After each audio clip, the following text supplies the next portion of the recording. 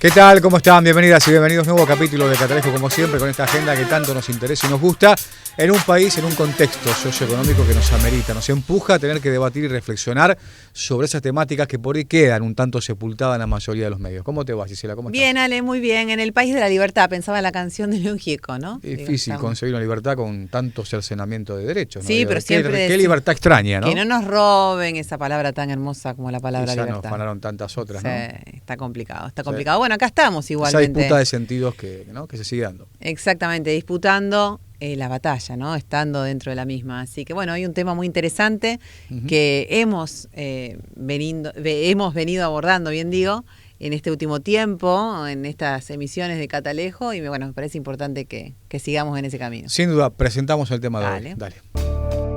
Hablar de mafiofascismo supone comprender una dimensión que cruza espesamente la situación política que atraviesa la Argentina, en tiempos sumamente violentos donde el avance irrestricto sobre los derechos se ha convertido en política de Estado.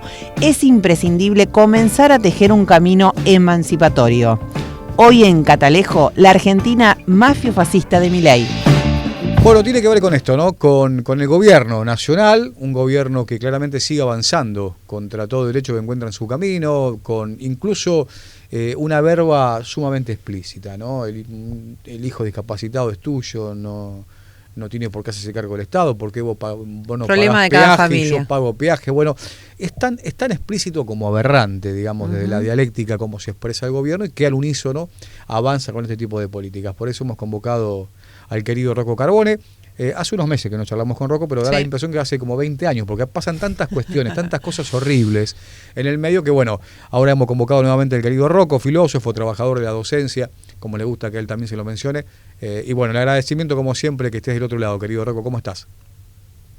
¿Cómo andan? Un gran saludo. Bien. Hola, Rocco. Bien. ¿Querés arrancar? Sí, pensaba hoy justamente en una de las entrevistas que me tocó hacer a una de las mujeres que trabajaba en el tema de la kinesiología a personas con discapacidad. Cuando le preguntaba si había vivido una situación similar, me dice, no, nunca. Creo que estamos muy cerca de una Alemania nazi. Y digo, bueno, cuando uno lo escucha de esa manera, digo, bueno, ¿hasta dónde vamos a poder y vamos a tolerar este tipo de discursos, ¿no? Bueno, ahí hay una primera pregunta, ¿no? ¿Hasta cuándo vamos a tolerar estos tipos de discursos? Y yo diría, si me permiten, ¿hasta cuándo vamos a tolerar este poder, ¿no? Este poder que desde mi punto de vista se configura alrededor de un nudo constituido por dos hilos espesos. A mí me parece que en la Argentina estamos vivenciando un poder mafiofascista. Esos son los dos hilitos que constituyen un nudo que configura el poder libertariano.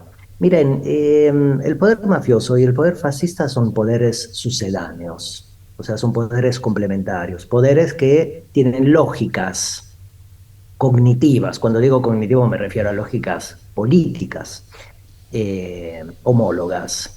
Y diría que, por ejemplo, tres lógicas definen a este poder de poderes. La primera sería la lógica del antagonismo radical, la lógica del antagonismo total en contra de una otra edad que se ubica por fuera del rango del poder mafiofascista.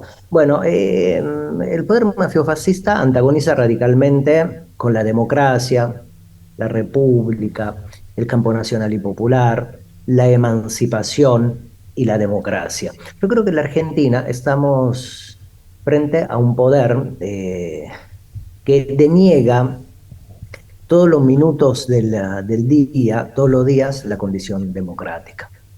Por más que efectivamente se haya refrendado, se haya validado democráticamente a través de una elección. Pero más allá, digamos, de una elección, de poner una papeleta cada 2 años o cada 4 años en una urna, el poder democrático se debe refrendar todos los días. Pero ¿cómo lo entiendo yo al menos? La democracia, el poder democrático es un poder amplio, diseminado, reconocible en su diversidad, hecho de pesos y contrapesos, que se constituye alrededor del antagonismo y el respecto de la existencia de una otra edad que no piensa como uno, pero que a la cual se le concede el mismo peso que tiene uno, y estoy pensando cuando digo uno en el Ejecutivo. Bueno, me parece que tenemos un Ejecutivo hoy en día que deniega permanentemente a todos esos grupos, a todos esos colectivos sociales y políticos que no piensan como el poder libertariano. ¿Y quiénes son esos colectivos? Son todos esos colectivos que organizan su vida alrededor del trabajo, que organizan su existencia alrededor del trabajo, y el gobierno permanentemente pretende denegarlos. Digamos, si quieren una escena denegatoria, concluyente, sintética, evidente, es la escena de los miércoles en la Plaza de los Dos Congresos, Claro. donde jubilados y jubiladas, quiero decir, personas mayores, quiero decir, las franjas más frágiles de la sociedad, trabajadores y trabajadoras que hasta el día de ayer fueron nuestros panaderos, nuestras enfermeras, nuestras maestras, nuestros profesores, nuestros médicos o nuestros verduleros, son gaseados y apaleados con un grado de sistematicidad. Y se movilizan para ir a reclamar un derecho, y para ir a reclamar, más que un derecho, les diría, una condición digna de la vida humana, porque no llegan a fin de mes. Y la respuesta del gobierno libertariano a través de un protocolo, que es el protocolo del ministro Burrich, lo digo así a propósito, ministro Burrich, no vamos a conceder, digamos, discursivamente o en nuestro relato ningún signo de la emancipación a ese gobierno. Digamos, lo único que encuentra es distribuir, administrar violencia sistemática, fascinante, terrorífica. Y me parece que la escena de los miércoles la podemos encontrar replicada con otras comunidades disidentes, con la comunidad de la ciencia, con la comunidad de la educación, con la comunidad de los enfermos y enfermas de cánceres, en fin, con todas esas comunidades que expresan un sentido democrático y que son denegadas, y cuya existencia es denegada permanentemente. Entonces me parece que estamos frente a un poder autoritario y o incluso más, si quiere, de signo totalitario. ¿Por qué digo esto? Porque pretende, me parece a mí, de alguna manera, expandir sobre todo lo existente, social y político, su condición de poder de poderes, que si pudiera, efectivamente, el poder libertariano no dejaría que se exprese ninguna forma existencial que no entra dentro de sus confines ideológicos, políticos, cognitivos, discursivos e incluso psicológicos, le digo. Sin duda. Digamos, abarcaste a muchos grupos. Bueno, esto último que hemos tenido tiene que ver también con una reforma en la ley migratoria, algo que debatíamos la semana pasada con Leonardo Caruana, quien fuese en su momento secretario de Salud Pública del municipio de la ciudad de Rosario, con Roby Iglesias, ¿no? Un migrante haitiano y escritor. Bueno, ya se avanza con esto que practica Donald Trump también en los Estados Unidos. Es un ataque sistemático, Rocco, ¿no? No sé si llamarlo las minorías, porque se ataca también profundamente a la clase trabajadora, ¿no? Y esa clase pertenecemos también a las mayorías, ¿no? Digo, esto se da de manera contundente, se da de manera explícita, se da sin correrse un ápice, en muchas oportunidades con la complicidad, ¿no?, del Parlamento, donde claramente todavía el gobierno libertariano, como lo define Rocco, tiene minoría parlamentaria, pero se sigue dando. Digo, más allá de lo electoral, más allá de esto del sufragio, que también está puesto en discusión porque cada vez va menos gente a votar, y los sectores populares es donde más sangría se ha dado en torno a esto. ¿Cómo nos organizamos, Rocco? Porque da la impresión de que esto, si no es con una organización masiva en las calles donde cada sector pueda expresar su descontento, esto no se va a frenar ni siquiera de acá al 2026 o 2027, ni repensando la cuestión electoral de manera constante, ¿no? Sí, retomando un poco lo que preguntaba Gisela antes, que me olvidé y me parece de sumo interés la pregunta que hacía. No deberíamos estar dispuestos ni a tolerar su forma discursiva, su de relato, y ni mucho menos las formas políticas. Para que todo poder achique sus fronteras, para que todo poder sea limitado en su acción político-cognitiva discursiva, es necesario que en el campo antagonista, en el campo de la emancipación, en el campo nacional y popular, se constituya un poder alternativo.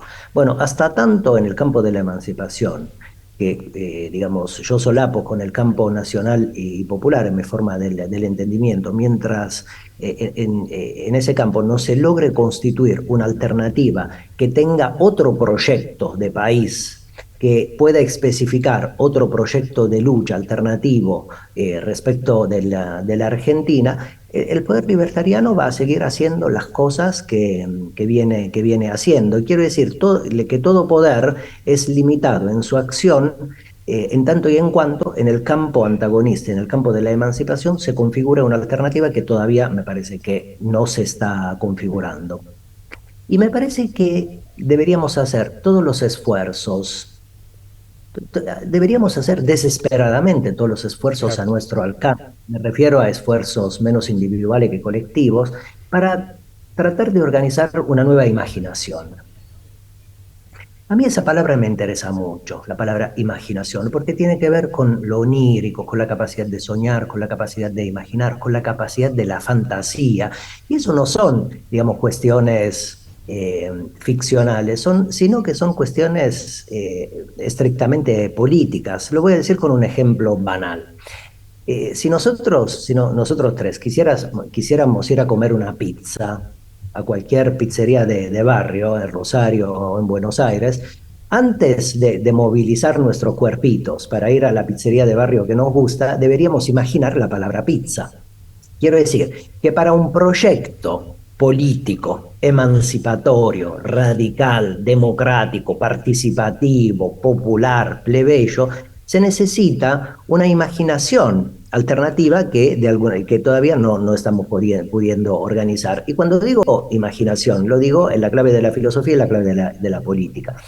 Aristóteles, cuando hablaba de la imaginación, hablaba de una fantasía, ¿no? Digamos, la necesidad de imaginar la palabra pizza para comer la pizza. Y que luego, digamos, esa imaginación se pueda volver política a través de una acción de grande mayoría constituida como tales. Y cuando digo imaginación me refiero a una potencia, a un poder, a una facultad, a un movimentismo, a un movimiento, a un partido, a un frente, a una serie de partidos que se constituyen bajo la forma de frentes. Y me parece que todo esto todavía no hemos podido configurarlo porque el campo nacional y popular, las clases trabajadoras, formales, informales, cartoneras, qué sé yo, monotributistas o intermitentes, somos víctimas del gobierno libertariano, somos grandes mayorías permanentemente victimizadas, permanentemente perseguidas, sistemáticamente perseguidas, lo hacen todos los días a través de distintas formas de persecución. Algunas formas son económicas, de hecho, digamos, tenemos dificultad para llegar a fin de mes o tenemos serios problemas para atravesar nuestra existencia día tras día, y otras formas son modalidades político-cognitivas que se expresan a través de pasiones oscuras. El presidente Milei es un ser odiante. Poner en circulación nacional odio todos los días fragmenta los lazos sociales, los afecta, los fragiliza, lo rompe. Entonces un tejido social tiende a esparcirse, a romperse, a desarticularse. Y me parece que esta imaginación, bajo la forma de potencia, bajo la forma de fantasía, bajo la forma de alternativa, debe ser constituida, amasada, organizada. Y para organizar una alternativa, un nuevo tipo de imaginación, les diría, sin tener grandes seguridades al respecto, una gran convocatoria popular, una gran conversación pública popular sobre todo lo que debe ser discutido. Digo, ¿qué hacer con la educación? ¿Qué hacer con la sanidad? ¿Qué hacer con la hidrovía? ¿Qué hacer con los puertos privados de todo el eje rosarino para empezar? o qué hacer con los bienes naturales, con los bienes naturales comunes, qué hacer con la estatalidad, qué hacer con el mercado. En fin, todas estas preguntas o todas estas cuestiones, si se aceptan en este enunciado rápido, implican grandes conversaciones públicas. Cuando digo grandes conversaciones públicas, me refiero a, básicamente, a grandes mayorías que se disponen a luchar. Ahora, hasta ahora, lo que yo estoy viendo son comunidades disidentes organizadas alrededor de cuestiones, colectivos, demandas sectoriales, que efectivamente nos movilizamos, que tenemos nuestras demandas, pero que aún no logran articularse, no logran configurarse en una articulación mayor. Quiero decir, vuelvo al ejemplo de antes. Está la concentración de los miércoles en la Plaza de los Dos Congresos, pero está también otro sector disidente, que es el sector del conocimiento, que se moviliza otro día y en lugares específicos. Me parece que toda esa demanda, todos esos malestares, toda la expresividad de lucha popular alternativamente imaginativa, debería tratar de confluir en un espacio de lucha común y no pensar solamente que los problemas que tiene la Argentina se puedan resolver solamente a través de una elección o de un momento electoral, que también nos muestra ciertas dificultades. Porque como decían antes ustedes, en los lugares donde se votó hasta ahora en la Argentina, lo que estamos viendo es que hay imposición de minorías. Totalmente. Que hay grandes mayorías que no concurren a las urnas. Bueno, me parece que esa grande mayoría que no concurren a las urnas, en Capital Federal, en el norte de en Santa Fe, están manifestando algo. Yo creo que están manifestando dos cosas. La primera es que efectivamente hay un malestar respecto del poder de gobierno. Y el segundo, que están en estado de disponibilidad para ser interpeladas a través de una alternativa política. Si esa alternativa se organiza, puede interpelar a esas grandes mayorías que no concurren a las urnas y que al no concurrir a las urnas están diciendo algo, ¿no? Queda claro. Pensaba, pensaba, Rocco, lo que decías de la imaginación. En mi caso particular, muchas veces me sucede que hasta la imaginación nos han robado, quitado como víctimas, como bien decías en tu análisis. Y ahora digo, ¿cómo debería surgir esta contra, ¿no? de este odio? No sé si una contra odio amor, pero digo, debería surgir una persona, siempre es más fácil cuando hay una persona que la gente se identifique con la misma, digo, pues hay una gran cantidad de la población argentina que se ha identificado con este discurso de odio, con este romper todo, con esto decir cualquier cosa, sin importar qué, como impunidad. Digo, bueno, ¿debería surgir una persona para que se vayan sumando otros o más un movimiento? ¿Cuál es tu análisis con respecto a eso? Gisela, que son ambas cosas. Que los liderazgos históricos son siempre importantes. O sea, que los liderazgos históricos que surgen en los momentos de crisis son de lo más importante porque efectivamente sintetizan grandes mayorías en estado que se ponen en estado de movimiento, en estado de lucha. Entonces, me parece que te diría que tiendo a imaginar que son importantes las dos dimensiones, la dimensión instituyente, la dimensión institucional del Palacio y la constitución movimentista por abajo. O sea, todo lo que pasa en el Palacio o en la institucionalidad debe ser refrendado, acompañado por el movimentismo, que se necesitan ambas cosas, el liderazgo histórico y el movimiento. Y el movimiento tiene una gran función, incidir sobre el liderazgo histórico para que el liderazgo histórico acepte algunas cosas que no están en su agenda, que el movimiento pueda correr los límites del liderazgo histórico, cosa que ha acontecido en la Argentina con el kirchnerismo, cosa que ha acontecido en Bolivia con el movimiento al socialismo, cosa que ha acontecido en otros lugares de América Latina, o cosa que ha acontecido en todos los momentos emancipatorios de la historia de la humanidad. Liderazgos más movimiento. Entonces necesitamos ambas cosas. Luego, Miren cómo opera el capitalismo. El capitalismo es un gran poder que constituye, que organiza imaginaciones permanentemente. Voy a hacer un ejemplo porque somos más o menos, integramos más o menos la misma generación. Piensen por un momento en el cine de Hollywood, ¿no? El cine belicista de Hollywood. Todas esas películas que hablan de situaciones de guerra, de situaciones de violencia, de situaciones de matanzas y muertes sistemáticas.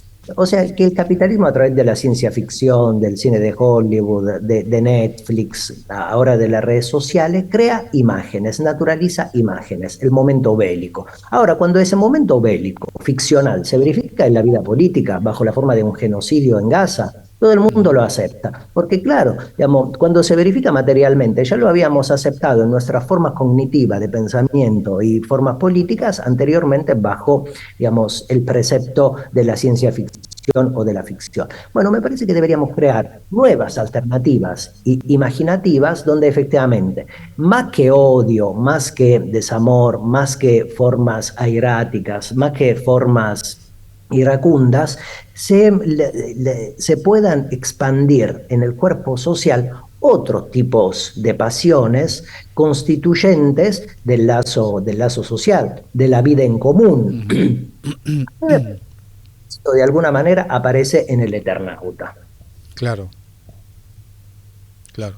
Sí, Bueno, este gobierno también habló sobre el tema de la imaginación que planteó, o esa cuestión, o ese andarivel de lo que marcaba Rocco, fue con esto que la crisis la va a pagar la casta, ¿no? Fue una cuestión también ahí que la gente se imaginó a toda la clase política, a todos aquellos que estaban encumbrados en el status quo, pagando lo que finalmente terminamos pagando la mayoría de los giles, ¿no? Para definirlo de alguna manera. Claro, pensaba también lo que hablábamos en una de las emisiones anteriores, ¿no? Que a su vez esta gran mayoría que tolera estos discursos de odio o que se suma, se sube o agranda, como bien hablamos en otra oportunidad de ese enano fascista que todos tenemos dentro, a su vez también es la 1985 rompe los récords de gente que la va a ver, el Eternauta rompe récord de la gente que lo ve, y es pues, bueno, ¿cómo entendés esa ambigüedad y esas... Y después retuitean a Lemoyne. Pero claro. Bueno, claro. Pero bueno, sí, está esa dualidad, ¿no? Esta de esa dualidad, sobre todo porque, como le digo, en el campo de la emancipación no tenemos otra forma de imaginación y no tenemos una alternativa, pero que ha aparecido en el Eternauta de alguna manera. Digo, en el Eternauta que aparece un héroe colectivo que vuelve siempre, un héroe individual, pero que vuelve siempre a un colectivo, que vuelve siempre a un grupo de amigos, a un colectivo mayor, y que efectivamente logra establecer la imaginación, una imaginación al margen de la individualidad. El capitalismo es una fuerza que, por ejemplo, trata de dividir permanentemente a los seres humanos. Miren, un aparato del capitalismo digital en este momento son las redes sociales. Y las redes sociales es una suerte de paralelización del mundo. O sea, las redes sociales han paralelizado el mundo, son una suerte de segunda naturaleza. Vivimos en el mundo material, el mundo de la calle, el mundo de las instituciones, el mundo de la familia, al mismo tiempo vivimos en un mundo virtual, pero que no es menos material que el mundo anterior. Pero ese mundo virtual, que es fuertemente material, aleja a los seres humanos entre sí, nos individualiza, constituye nuestra subjetividad bajo las formas más descarnadas del individualismo. ¿Y eso qué implica? Que es difícil constituir colectivos sociales más o menos chicos, más o menos medianos o más o menos grandes. Y constituir un colectivo es constituir una fuerza. Y la política necesita de fuerzas, necesita de energía, necesita de grandes mayorías para imponer dentro del orden de la estatalidad un pensamiento que sea, digamos, qué sé yo, que pueda expresar un punto de fuga respecto de la vida capital, que parece que es la única forma de vida que tenemos. Voy a hacer un último ejemplo para que se entienda. La felicidad. La única idea de felicidad que pareciera que tenemos en el mundo en este momento es la felicidad vinculada con la idea de felicidad del capitalismo, que se expresa bajo la forma del consumo.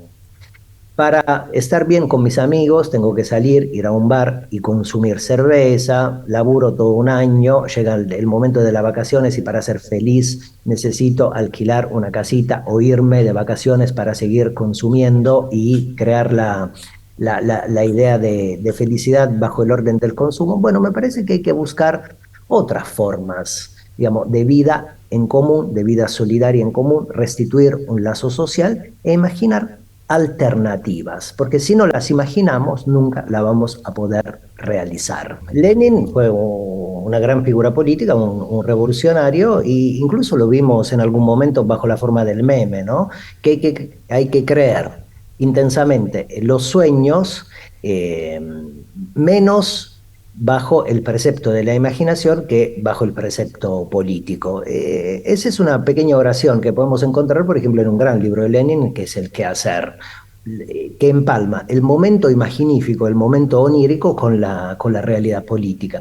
Y como les decía, la alternativa política vinculada con la imaginación y con los sueños podemos encontrarla en otros grandes textos de la historia de la humanidad, como en el psicoanálisis. Freud, que es el padre del psicoanálisis moderno, tiene un gran libro sobre la interpretación de los sueños. Bueno, me parece que a través de una gran conversación colectiva, si pudiéramos activarla bajo la forma de la autoconvocatoria o bajo la forma de la convocatoria de los líderes, de los liderazgos históricos, y disponernos a luchar y a imaginar esa alternativa, ese momento va a aparecer. Además, esto que estoy tratando de decir de manera muy impropia seguramente, luego del momento reaccionario, y este indudablemente lo es, porque estamos atravesando un gran momento reaccionario de la vida política, luego del momento reaccionario siempre sobreviene el momento emancipatorio. Esa es una ley de la historia. Ha sido siempre así a lo largo de la historia de la humanidad. Para que sobrevenga el momento emancipatorio, me parece que tenemos que ser capaces de hacer confluir nuestra conciencia, nuestra forma del entendimiento, nuestra disposición política y restituir un lazo social afectado por la política de gobierno, la política económica, la política discursiva, la política psicológica, las políticas de las pasiones, y restituir un lazo social inherente a la politicidad plebeya popular nacional. Un vínculo plebeyo, popular, nacional, fueron los derechos humanos, que permitió efectivamente organizar el momento democrático argentino a lo largo de 40 años. El momento plebeyo, democrático, solidario, se verifica cada vez que nos movilizamos en la Plaza de Mayo. Bueno, me parece que hay que buscar en nuestra historia ejemplos alternativos de lucha para restituirlos y actualizarlos respecto del momento del mundo y de la Argentina en el cual estamos situados. Quiero decir que la historia no debe ser repetida mecánicamente, pero claro, tenemos que recurrir a la historia emancipatoria para reactualizarla. Sin duda alguna. Rocco, te agradecemos el tiempo. No tenemos ya mucho más margen, pero lo vamos a continuar. A ver si ya hemos logrado poner en práctica esa cuestión de la imaginación para poner en acción, ¿no? Que es lo que nos está faltando. O algún escarabajo, no sé, que nos haga replantear alguna cuestión. Claro, algunas luces que empiecen a caer. Rocco, querido, el abrazo a la distancia, Rocco. El agradecimiento como siempre, y la seguimos en breve. Muchas gracias. Hasta luego. Rocco Carbone estuvo con nosotros, como siempre. Es un enorme placer poder reflexionar con él, ¿no? Escucharlo y ver si hay algún atisbo de salida en todo esto, ¿no? Es imposible no quedarse pensando, ¿no? Pensando, imaginando, y ¿no? repensando. De eso se trata también, ¿no? Soñando también, sí, ¿no? Un poquito. Sin duda alguna. Bueno, Fabián Arias, digamos que Sebastián Moreno, puede ser los compañeros del diario que estén editando. Puede el amigo ser García, también. Puede ser Hernán. A todos ellos el agradecimiento. Nos reencontramos la semana que viene. Dale, nos con vemos. más Catalejo. Chau. Chau.